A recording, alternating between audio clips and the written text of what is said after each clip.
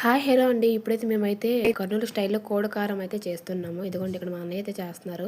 ఇప్పుడు ఆ చికెన్ ముక్కల్ని చిన్న చిన్నగా కట్ చేసుకుని అవైతే నూనెలో బాగా వేపుకోవాలి. శ్రీకాకుళంలో మా సైడ్ అయితే ఈ చికెన్ అయితే దొరకదు, పెద్ద బాయిలర్ కోడి అండి అని అంటారంట. అక్కడ అయితే ఈ విధంగా అయితే ఉండదు, మటన్ లెక్క అయితే ఈ చికెన్ అయితే ఉంటుంది. మాకు అటు సైడ్ ఈ కోడి అయితే దొరకదు, కానీ చాలా టేస్ట్గా అయితే ఉంది. ఉడకడానికి చాలా టైం పడుతుంది. ఇదిగోండి ఈ ముక్కల తర్వాత అయితే బాగా వేపుకోవాలి. బాగా వేగాక ఒక సైడ్కి తీసుకోవాలి. ఇదిగోండి ఇంకా వేపుతా ఉన్నాము. ఇదిగోండి ఆ పక్కన వేగిన ముక్కలు వేసేసి పక్కన పచ్చిమిర్చి అంటే కరివేపాకు కూడా పెట్టుకున్నాము. ఇదిగోండి వేపిన ముక్కలను సైడ్గా తీసేసి కరివేపాకు అండ్ పచ్చిమిర్చి వేసుకుంటే ఇంకా చాలా బాగుంటుంది.